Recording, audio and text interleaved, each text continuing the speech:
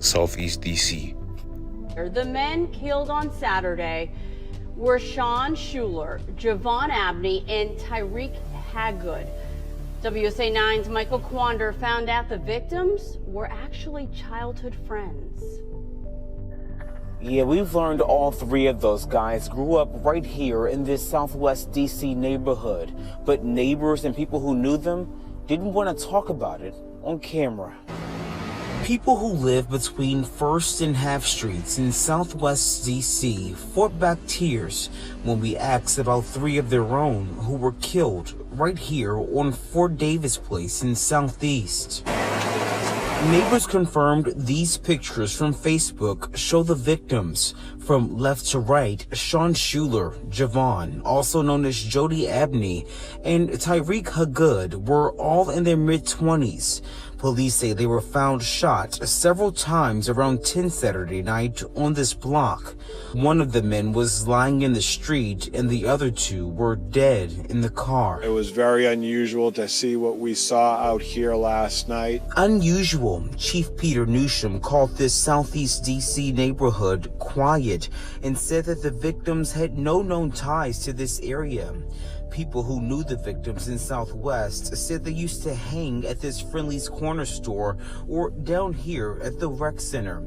Neighbors called them, quote, good guys who still considered this community home. But look, as a journalist, real matters, and the facts are this. We found all three of the victims had criminal records. According to court documents, we found that Schuler and Abney had been locked up on assault charges before, and Hagood for drug and gun offenses. But from what we could find, none of them had ever done anything as violent as what happened to them. Ward 7 council member Vincent Gray called the shootings beyond tragic and intolerable. And just like the people who live in his district, I have asked for more patrolling of police in this area. He's calling for more officers in these communities, hoping to prevent something like this from happening again. So this right here, this is the lady that allegedly has a kid with Saeed Evans and Black Sean. Rest in peace to Black Sean. But allegedly they say that Black Sean and Saeed Evans were beefing because they had the same baby mother. And this is why they had numerous shootouts between them. And that is why that the Breonna McMillan girl, the 16-year-old girl, passed away, because they say that Black Sean was shooting out the car at Saeed Evans and missed and hit Breonna. That's what they say allegedly. I don't know if that's true, but y'all can put the pieces together. But this right here, this is the lady, y'all. Now you can see that people in the Reddit are saying that she's not even bad. But, man, it all depends on your preference, man. But stay tuned, I got more. Beef, I can't really pinpoint exactly why they were beefing or if it's just some nigga shit. But a comment that caught my eye at the end of one of the articles that I read about Salve was that one person, Tommy Boy 1982, said one woman has a baby from each of these guys and they don't know why they are having a dispute. I take it she likes the rough and rugged type of gentleman willing to bust a cap for his lady, or money, or drugs, or for dissing him. Bye, Felicia. So whoever this Tommy Boy 82 is, he really knows the deal, because this can be a very valid reason as to why Salve and Mr. Schuler was beefing for all these years that ended into the death of many, many people. Now, according to the streets, they say that Black Sean had shot Aunt Glizzy in 2013, around the time when the Shy Glizzy album Law 2 came out. And they say that Aunt was on Facebook saying that he was shot. Now, I can't find any proof that this really happened, but by the amount of upvotes that this comment received, it may have some truth to it. One of the first major events that took place in this beef that caught my eye was that Christmas 2012, the day after Christmas, Salve Evans survived being shot 19 times. And the guy, Sean Schuler, the guy who died in the triple homicide case, was convicted of shooting Salve Evans 19 times, right?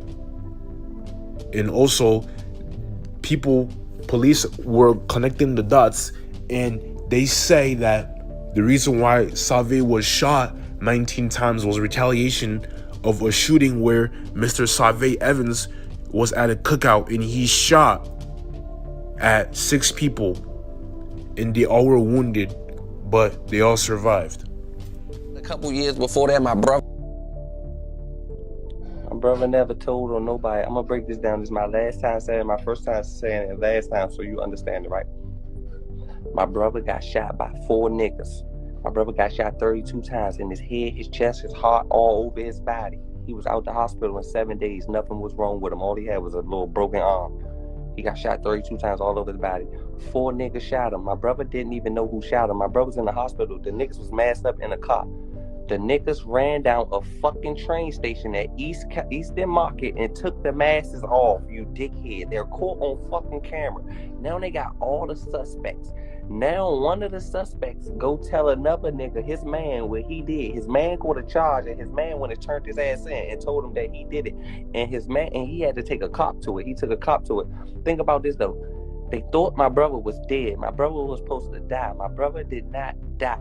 So now they got to think of something, because they know what it is. They shot my brother. He didn't die. They know what the fuck it is after that. So guess what he got to do? He got to think of something. He said my brother was hot. He made up some shit. Just said my brother was hot just to keep his face. Like, he said my brother was hot. My brother was supposed to die.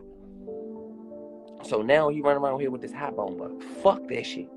No one cares. He made that shit up. Nobody never had no paperwork, no nothing. Matter of fact, he made up some shit.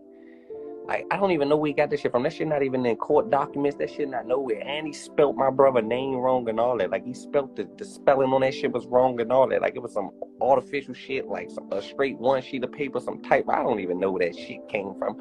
Who the fuck cares? But long story short, they put out a bone on the nigga. He ran around with that bone. He got his, I can't even speak to it. I can't even say too much. Long story short, fast forward to now, bro, they all dead, bro. My brother's the only one still alive. God bless us. I don't even want to talk about it. Like, let it go, bro. Now, Sean Schuler was supposed to testify against Save Evans on a first-degree murder charge that Save caught in November of 2016. And he was charged with the death of 16-year-old Breonna McMillan on the 1200 block of I Street, Southeast. And according to one of the justices, it was said that Sean Schuler was planned to be called to testify against Save Evans. But unfortunately, Mr. Sean Schuler was killed in a triple homicide in 2019. January 26th. All right, so the guy on the left is Black Sean, aka Sean Schuler. And then the guy on the right is Save, aka Sai.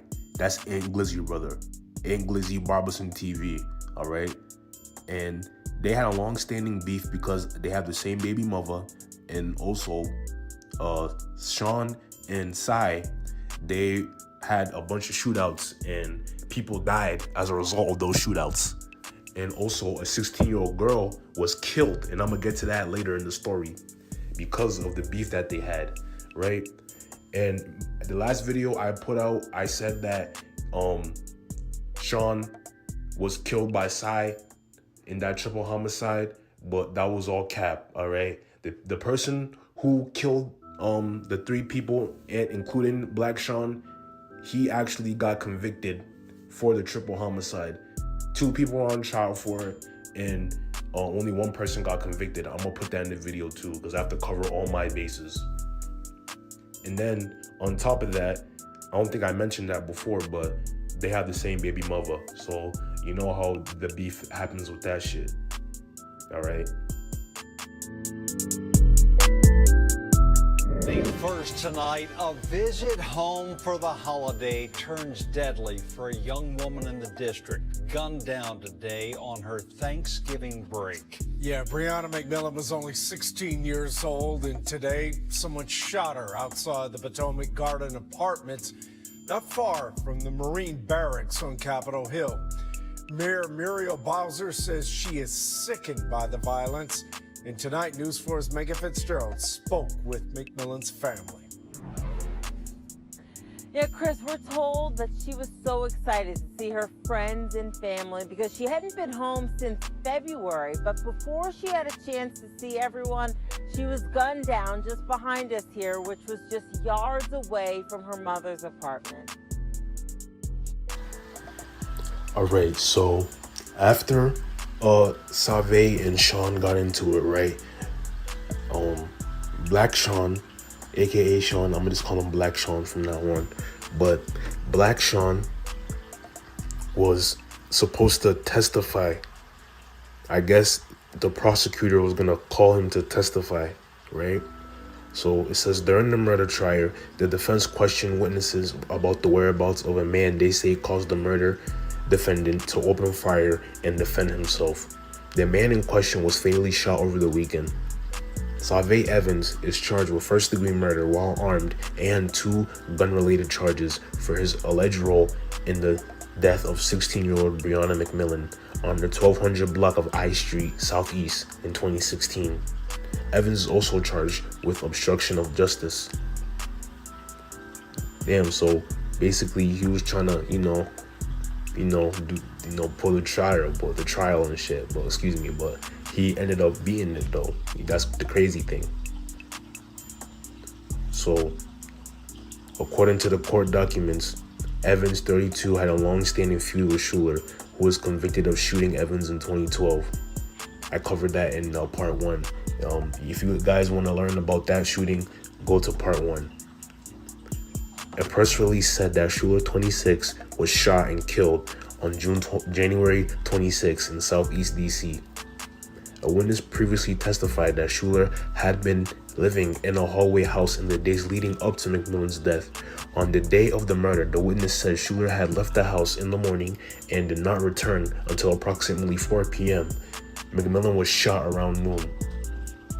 As an expert witness said, cell phone records show that Schuler's phone had not been in the area of the shooting. However, the defense said that the cell phone data only showed the location. Yeah, you know what I'm saying? So basically, the jury found Sai not guilty, right? Because they determined that there were 16 shell casings found at the scene, and they couldn't determine which shell casings came from which gun, apparently.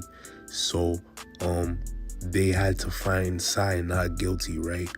And a witness asked Sai, did you shoot McMillan? Because she said that all she heard was shots going off. She ran to the car, but she was ducking. And then when she bent back the block, she asked Sai, did you shoot her? And then Sai was like, nah, they did. You feel me? So, I mean, I don't know if that's telling or not. I mean, you guys tell me. You know, it's documented on the internet. So, I mean, shit.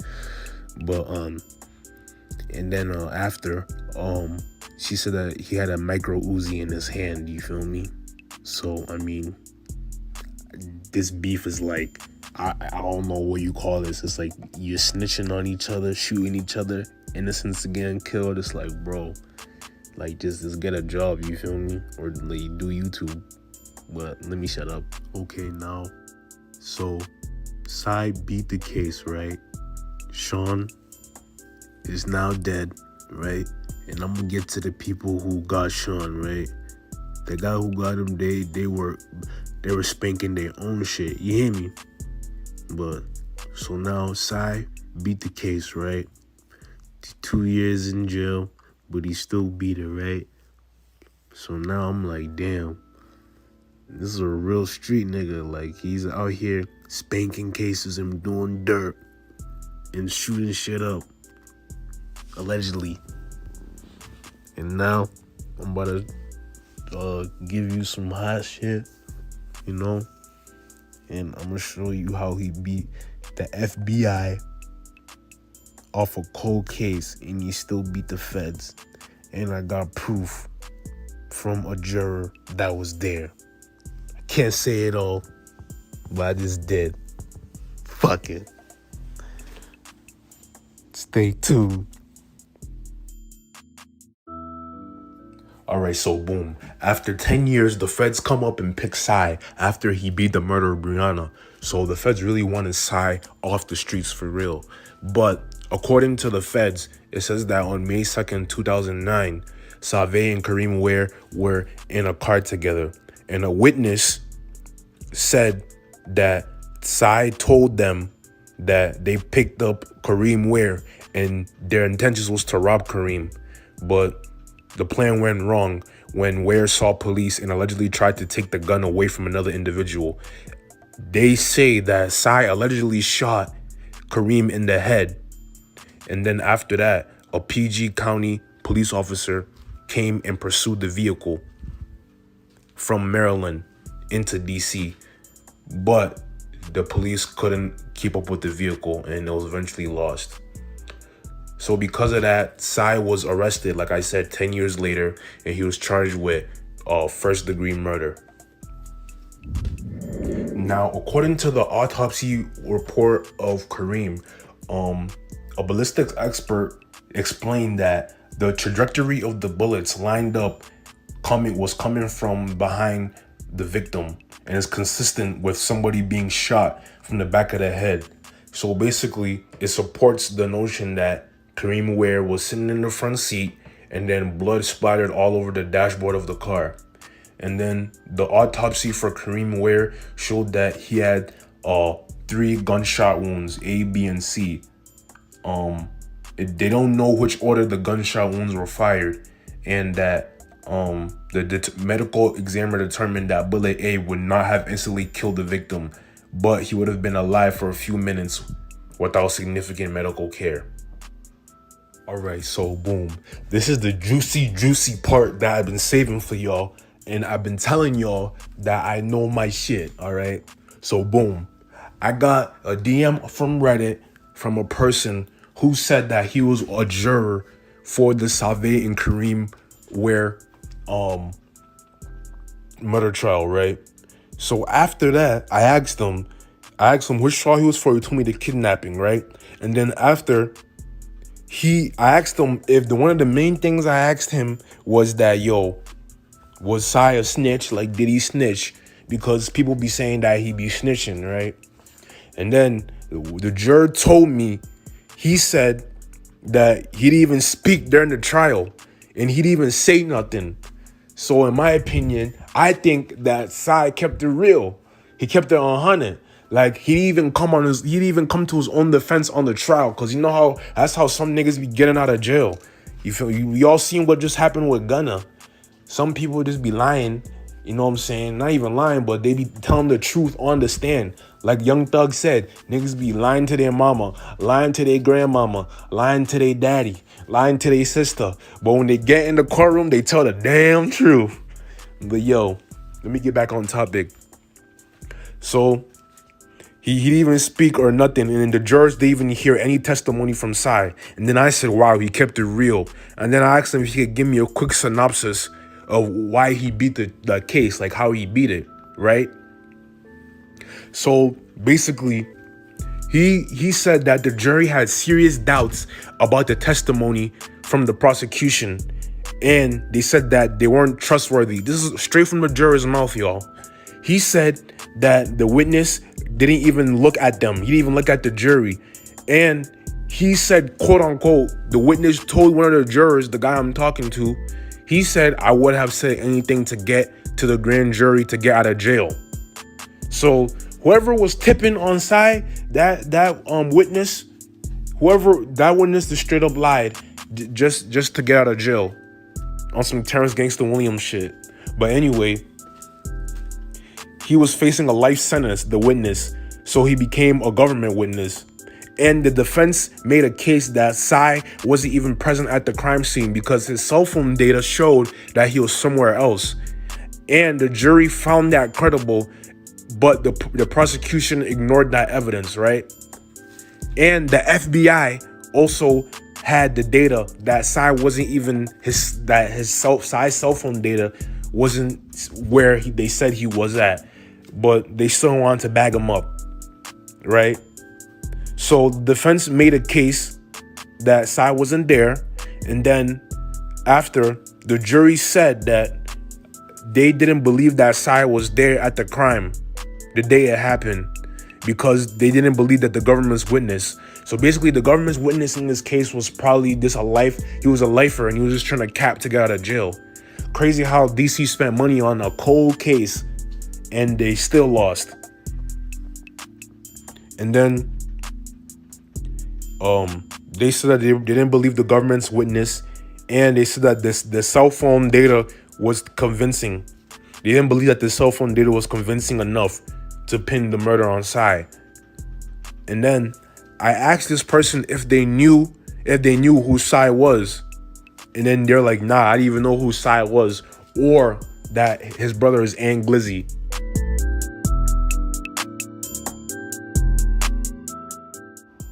Alright, so boom. The aftermath of Sai and everything that he was involved in the streets, allegedly. Right? So basically, people are saying that the reason why GQ was killed was because of the beef between Wellington and Potomac, aka G Unit, right? But other people are saying that that's not the reason, but we don't know. But we do know that Wellington and Potomac, the G, they been beefing. So maybe that could have been another reason for Sai and Black Sean's beef. Also, at the end of the day, we gotta realize that a man here, he has some severe PTSD. And Sai, if you're watching this video or you watch my other video, man, I want to have an interview with you. I just want to talk to you about the streets. I want to talk to you about surviving the streets and, lessons that you learned and how to beat them boys. Because you did smack 2 cases. And another thing is that now Glizzy, we all see, he's been going up on YouTube. He already has millions of views already on his YouTube. He be bidding, you know what I'm saying? And sad to say, he might become like the DMV 6ix9ine because he has the street credibility because of his brother now. And also, he has the beef with Glizzy gang, Shy Glizzy. He can ride that wave, and he be bidding on every single DMV rapper and blogger who have shit. He even bid on me. Y'all seen how he came on me on my video. So shit. But all I'm saying is now Glizzy can ride his brother's wave. And on top of that, his real ops, Glizzy's real ops, right? They can't even touch him now because it's gonna come to a point where, or it probably even already is at that point, to where now he's getting like 30, 40, 50K a month. So you really can't touch a nigga when he's getting that type of money. How you gonna beef when you even got no money? And I know majority of these niggas out here now, shit, they ain't got no motion because the streets is hot as shit. So now got that legal money. He can afford security. He can afford a condo in the motherfucking 80th floor. Shit, I don't even know. Now it's to the point where I'm not gonna say Ant is unstoppable, but shit, who gonna stop him now? But yo, make sure you like, comment, subscribe, all that, man. Rest in peace to everybody that I put in this video, man. Rest in peace, Kareem. Rest in peace, Brianna, baby girl. Salute to Sean for, for, being found innocent. He never really did none of that shit. Sean is not a snitch. Thank you to everybody on the Reddit and all my comments that have been, correcting me and telling me all this shit I got wrong and all that, man. And thank you for watching, whoever it is. Thank you for watching. Thank you for taking your time out to watch this because I put some time into it and I'm happy that people are watching it. So make sure you like, comment, subscribe, all that, man. It's your boy.